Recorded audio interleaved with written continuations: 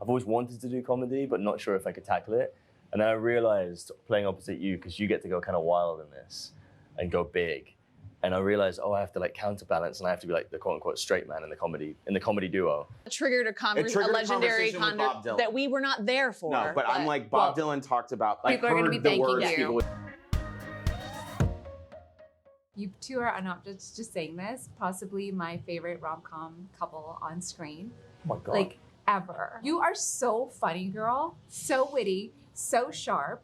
Talk to me a little bit about just this entire beautiful world that you stepped into so effortlessly, but then also bringing yourself into it in a way that I feel like people have not seen the side of you. It is new for me. Thank you, by the way. That is Of course. so nice. I think there's a lot of me in Poppy, a lot of the parts that I think I'm a little bit insecure about. And I think that's like actually kind of essential to her character. And this kind of felt like a catharsis to get to express them fully. I think she's a fully expressed individual. And yeah, I when I was thinking about how to do her justice, I guess, I think it's just falling on your face a little bit. Yeah. I think not being afraid to be a bit of a mess. And with the comedy, like I never thought I would do comedy in my life. It was not something I had on my board. Which is so insane. Like, so crazy. I just like love drama so much, and I thought that's all I knew how to do. But then it's kind of become this thing I really love, and I think it's the only way I know how to, my way in, I guess, is to just fail a lot and do some. Yeah.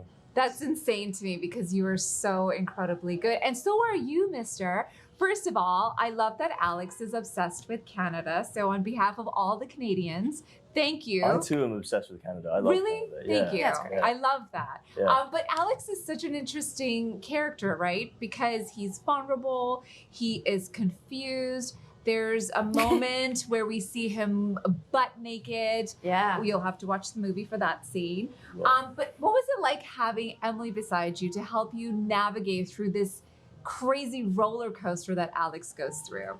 Yeah, I think similarly to you, I was always a bit like, I've always seen myself as a dramatic actor. And so I've always wanted to do comedy, but not sure if I could tackle it.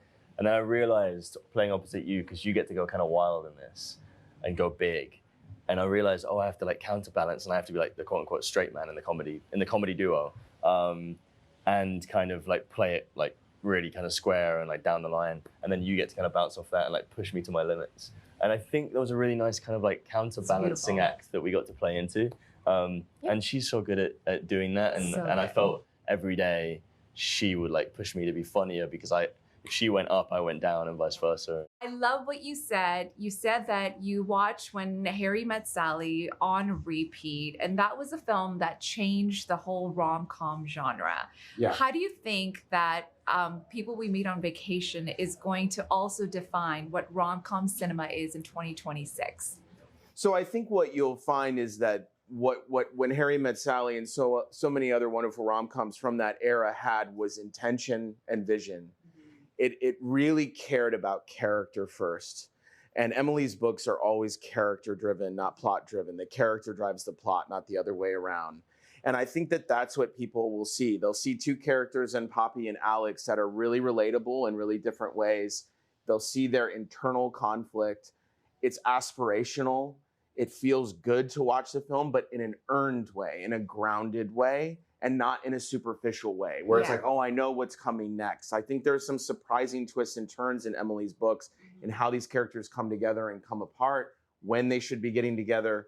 There's a lot going on internally for the audience to chew on, but I really do think that it's about vision. It's about caring deeply about these characters in a way like with a big, big heart, which is what I try to bring to every one of my films, and this one more than ever. So I think it's that heart. Such a great job. And thank you so much. Such a great, I was sitting right behind you guys for the fan screening, and it was so sweet to even see the both of you looking at each other. But Emily, I have to say, you know, seeing you even also in the audience, you are such an incredible writer, but it's one thing to write words, but then to have your entire world be brought to screen. What was that experience like for you to sit there beside this wonderful man who brought your words onto the screen?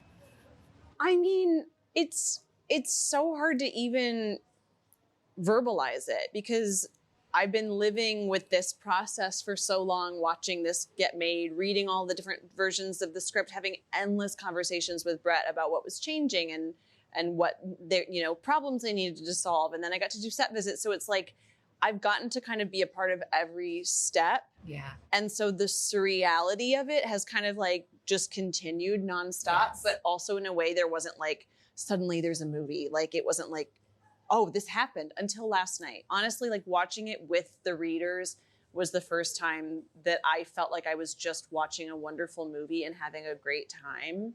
And yeah, I mean, it's an incredible gift. Talk really quickly, Fashion the Girl, because let's be honest, every rom-com has that dress, right? Kate's Hudson in the yellow and How to Lose a Guy in 10 Days. The low back, yeah.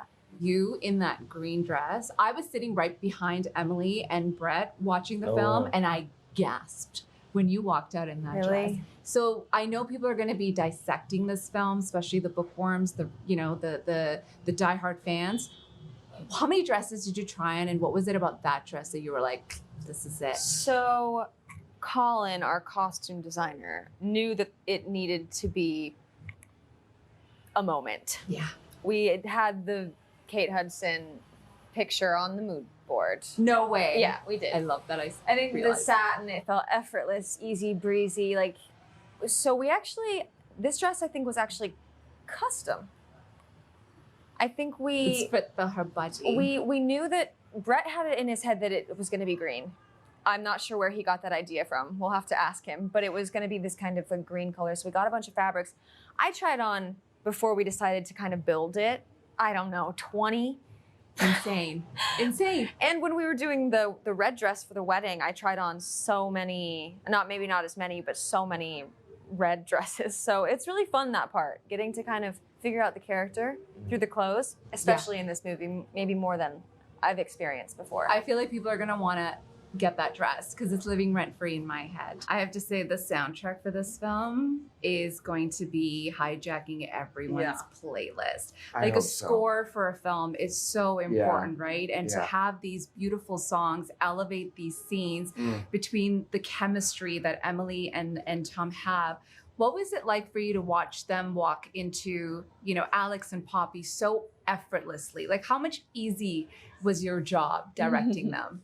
I mean, they jokingly say that directing is 90% casting, and there's a lot of truth to that. Yes. And when I found Emily and Tom, I knew that this movie was going to work. And specifically when they did their chemistry read. Yeah. When I met Emily Bader over Zoom, I was in Spain prepping the movie, and I met her. I knew.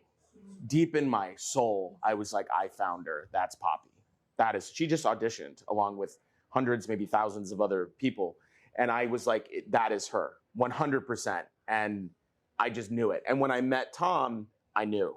I just knew. I can't explain it. And then the one worry was, well, when they get together, will it be? Because that's everything. You could say you've got a great actor here and a great actor here, but you don't know if they're going to have chemistry. As soon as they popped on this Zoom, I went, we're good. Yeah. I'm talking within seconds. Yeah. I knew. Is this like the dream team? Because you kind of have got like 5 books that are going to be going on the screen. You know what I'm saying? Yeah. I would, right? I mean, I would love to work on something else with Brett. Yeah. We've talked about it. We have ideas we kick around. I think he's just a phenomenal talent. And it was so like, for an adaptation specifically, he was the perfect partner for it because he really cared about the readers and how they would feel. Yeah. But I also think it'd be fun to just like make something new where it's like we don't have those constraints. Yes. I think that would be fun. I think that's my dream. My dream for us is to, first of all, I would love to do another Emily Henry adaptation, but I agree that Emily and I have talked a lot. I think we just have really similar tastes and way we look at characters. We're both very earnest. Yes. Like we like to joke around, but we also like really believe in love and like feelings. Yeah. And so I would love to collaborate with her or have her write something that I direct and we just kind of work together as director and writer. Yeah. I love that. It'd be great. Well, it's a big, bold, beautiful life of yours and we're all just in it. Yeah. This is Emily Henry's world. We're just living in it. Thank you so much, you guys. And congratulations. It's great to meet you. Possibly one of my favorite rom rom-coms I've seen in a very long time. That's what And we when I wanna get hear. my hands on you, when that Yes. song came on, Yeah, that's the